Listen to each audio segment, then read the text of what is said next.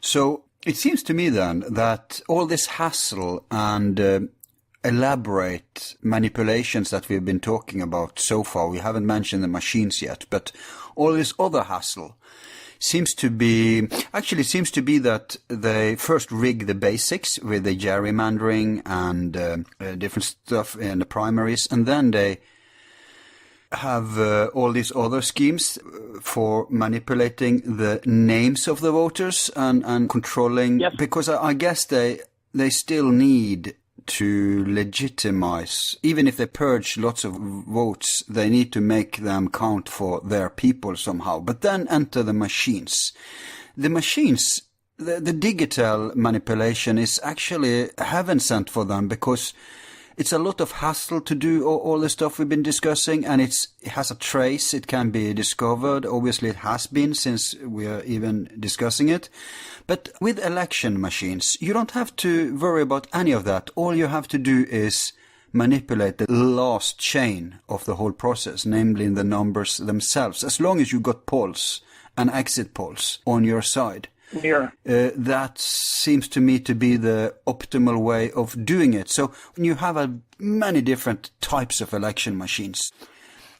And I know there's a lot of research, and I've even seen court cases over there where they've proven how easy it is to hack some of these machines. They've shown ownership of the machines, that people who have a personal interest in election owns the machines, etc. So let's just get to that now.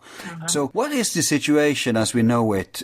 Is the machine introduced in order to not have to do all this elaborate stuff? Well, the interesting stuff about the machines, I've written about them extensively in scholarly as well as in mass journalism and on the alternative site. Yeah. They were concerned very early on, by 1964, with mainframes that were used for central tabulation for up to a third of the votes in the U.S.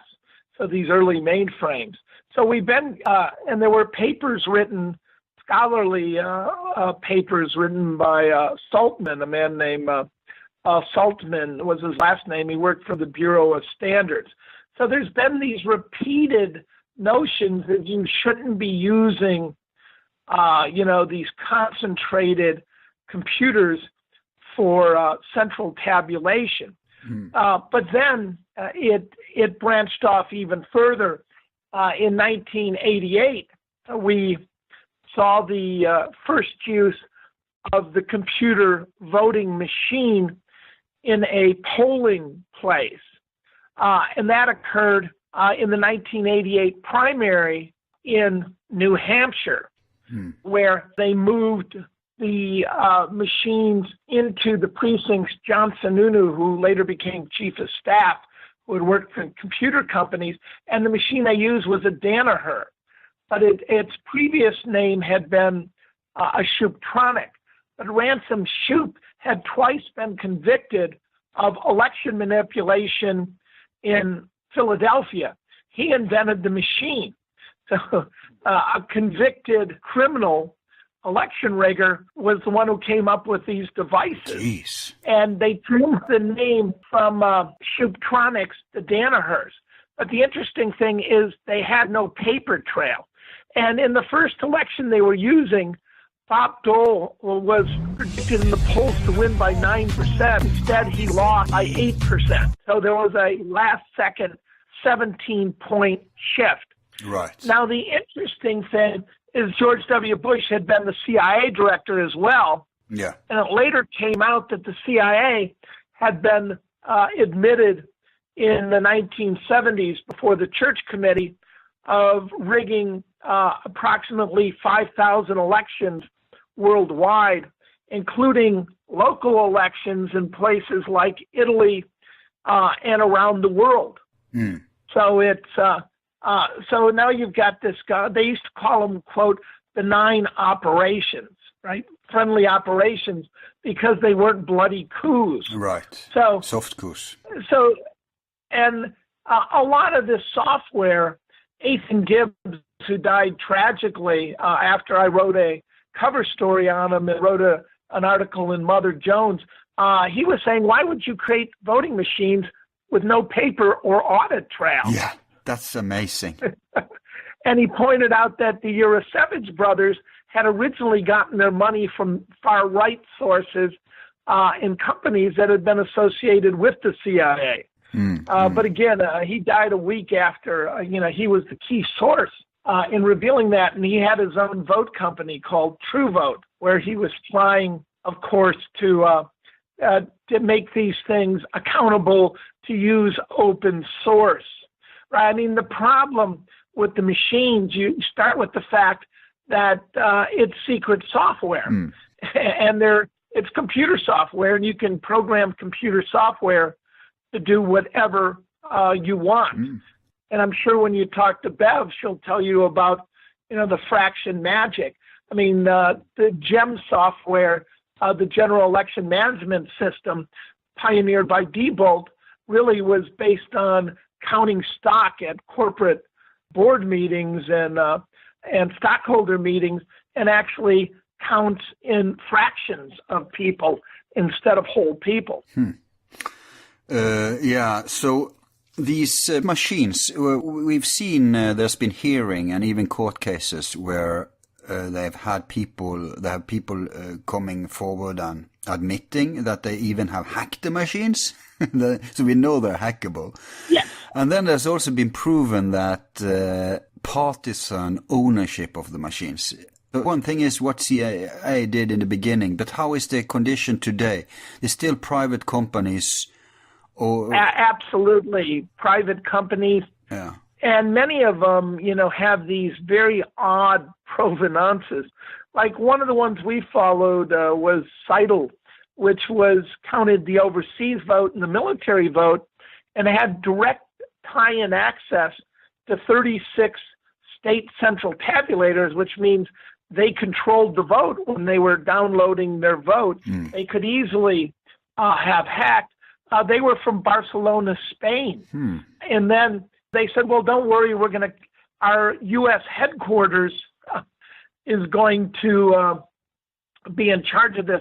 And we sent people to their headquarters. It was a private residence in Virginia. Was their supposed one. It's surreal. I mean, they don't try hard. No, it's very sloppy. Then they bought up this company SOA out of Tampa. But if you look at what the company does, it will do the following for you. It will control your voter database for registered voters. It will program your e-poll books, where on election day you pull up the voters who often 1 in 10, 1 in 15 in the urban areas find their name is no longer on the list. Then they'll help you tabulate the voters. They'll do your central tabulation, and they'll do your election night reporting, and they'll do your social media to explain to everyone why these votes are actually correct. It's one-stop shopping. Yeah, indeed it is. I really want to dig deeper into the election machines, but we don't have time this time. We have to move on. But just to those who are skeptical, all these examples of the rigging that we talked about, this isn't, the derogatory term conspiracy theory that's actually proven now was coined by the CIA back in the 60s to smack down any debate about the JFK assassination. That word is thrown. Absolutely. Yeah, that word is very liberally thrown around. But let's go to, the backup we have here, because isn't it true that we do have official hearings, we have court cases, and even studies? You mentioned a university study earlier. So we know already this isn't theory. This is actually verified. Oh, university, at the who's who of the elite institutions. Stanford, University of Michigan, which hacked it and played the Wolverine fight song from the football team. Princeton, Clint Curtis, who testified under oath before Congress, said he wrote a program, the flip votes, when he was working for Representative Feeney, a Republican out of Florida. So there's no doubt that you can, it isn't whether you can hack these, it's the different ways. Yeah, right. Are you doing it with an Easter egg that only shows up on election day? Are you doing it with an algorithm that is preset? Are you doing it with malware on these thumb drives and the flash drives, which we found in Miami, Ohio, where after counting the votes, when you went to put them in the central tabulator on the flash drive added 2,500 votes for Bush. And you were able to prove it. It didn't exist on the ballot. Right. So there's numerous ways. Hard Inner Civic, which was bought up by former Bain Company executives who worked for Mitt Romney and was invested in by the Romney's son, Tag Romney. There was 12 points of vulnerability in the computer system. Hard Inner Civic found all 12. That is, if you corrupted a single district with a flash drive or thumb drive, it corrupted every single vote. They were all interconnected, and you could rewrite the audit logs to show that the vote was correct. Right. Would you say that, what would you say is the most, if you should mention a couple of studies about this, do you have any references for us? Oh, I think in the primary campaign, if you look at the election justice study, that indicates the various ways that they manipulated the primary. So go to the election justice website, and they've got an incredible report from this year. If you want... Sorry, just to interject here. I remember I was watching, this was pretty early in the primary. I think I was watching a show on RT called Redaction Tonight. And and they talked very early actually about studies showing that just from analyzing, they didn't even have to go into how it's been rigged in details. We have plenty of ways, but just from the numbers, they proved that Bernie was cheated in the primaries, I saw. Do you know what study I'm... Yeah, and then you're right, and all of that was confirmed. So, Redacted Tonight, I've been on that show. They've run video of myself and Cliff Arnebeck, another attorney, talking. I've been live on that show. So, Redacted Tonight with Lee Camp on RT is really one of the best sources in the country.